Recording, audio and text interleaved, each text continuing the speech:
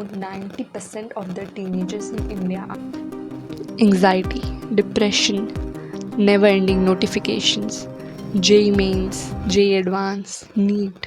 सो इस वीडियो में मैं आपको ऐसी 4 स्ट्रैटेजीज़ दूंगी जिसने मेरी बहुत हेल्प की थी एंड आई डैम श्योर कि आपकी भी बहुत हेल्प करेगा। आजकल हम देख रहे हैं इतने सारे डिस्ट्रैक्शन बढ़ गए हैं, social media, Instagram, scrolling, trends. ये तो इम्पॉसिबल है कि हम पूरी तरह से सोशल मीडिया से अलग हो जाएं। तो मैं आपको ऐसी 4 स्ट्रैटेजीज़ बताऊंगी जिससे आप मैनेज कर सको दोनों चीज़ों को, अपनी स्टडीज़ को भी और सोशल मीडिया को भी आप manage. So let's start with the first strategy, save high dopamine activities for the last. ये जितना सिंपल साउंड कर रहा है उतना सिंपल ही इसका मीनिंग है। इसका मतलब जो भी एक्टिविटीज़ जिसमें हाई डोपामिन कंज्यूम होता है, जैसे कि सोशल मीडिया, मूवीज़ देखना, इंस्टाग्राम स्क्रॉल करना, यूट्यूब शॉर्ट्स देखना और दोस्तों के साथ हैंग आउट करना या फिर कुछ बहुत अच्छा मील खाना, वो सब एक्टिविटीज़ हाई डोपामिन कंजम्पशन के अंदर ही आती है। तो उसे हमें लास्ट में करना है, एंड ऑफ द डे, जब हमारे सारे प्रायोरिटी वाले टास्क पूरे हो जाएं। अगर मैं आपको एग्जांपल दूं तो सिंपल सा है, आपको पहले टू डू लिस्ट बना लेनी है।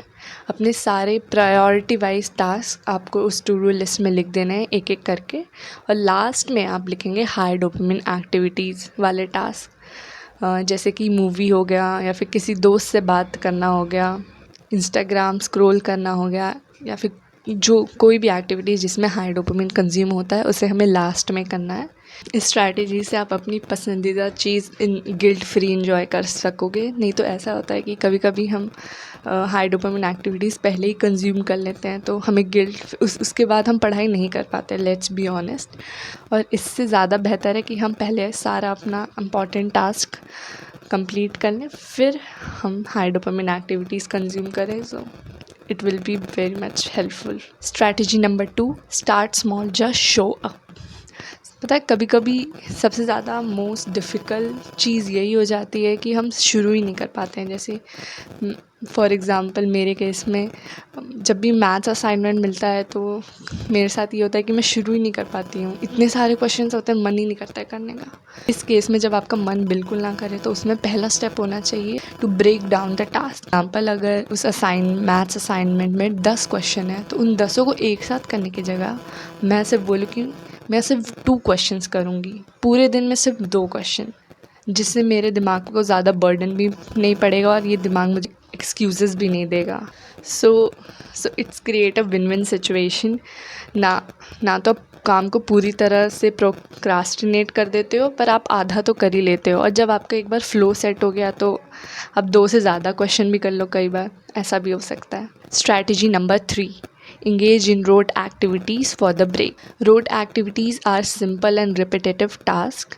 जब भी हम पढ़ाई के बीच में, अपने काम के बीच में ब्रेक लेना चाहते हैं तो उस ब्रेक में हम कोई हाई डोपामिन एक्टिविटी ना कंज्यूम करें, उसकी जगह हमें रोट एक्टिविटीज़ करनी है। रोट एक्टिविटीज़ के कुछ एग्जांपल जैसे सुडोकू पज़ल सॉल्व करना है या फिर कोई सिंपल सा कार्टून बनाना। ऐसी सिंपल सी एक्टिविटी जो आप हर ब्रेक में आप उसको रिपीट करोगे, आप कोई नई एक्टिविटी नहीं करोगे, आप वही चीज़ रिपीट करोगे। फॉर एग्ज़ाम्पल, अगर आपने सुडोकू पज़ल चूज़ किया है तो हर ब्रेक में आप वही बनाओगे, एक सुडोकू पज़ल एक ब्रेक में, दूसरे ब्रेक में भी सुडोकू पज़ल ही बनाओगे। इससे आपका ब्रेन ड्रेन भी नहीं होगा और आपका फोकस भी बना रहे। Strategy number 4 and the most important strategy is create a digital detox zone. It can be any specific area in your home और इन योर स्टडी स्पेस जहाँ पे आप कोई भी डिजिटल डिवाइसेस नहीं अलाउ करोगे। इसमें कोई सिंपल सी चेयर भी हो सकती है। इसका मतलब आप उस चेयर पे अगर बैठ गए तो आप वहाँ पे कोई भी हाई डोपामिन वाली एक्टिविटी कंज्यूम नहीं करोगे, अपना मोबाइल लेके नहीं बैठोगे।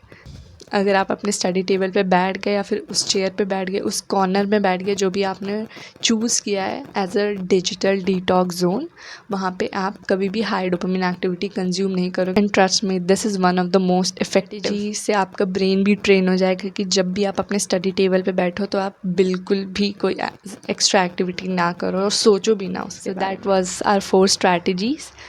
आई hope this video was helpful to you. अगर आपके पास कोई भी क्वेश्चन है तो प्लीज़ कमेंट डाउन। ये मेरा फर्स्ट वीडियो था, थोड़ा ऑकवर्ड हो सकता है, बस पर अगर आप आखिरी तक आ गए हो तो thank you and do share आपको कौन सी स्ट्रैटेजी सबसे ज़्यादा पसंद आई and like and subscribe for more. Bye.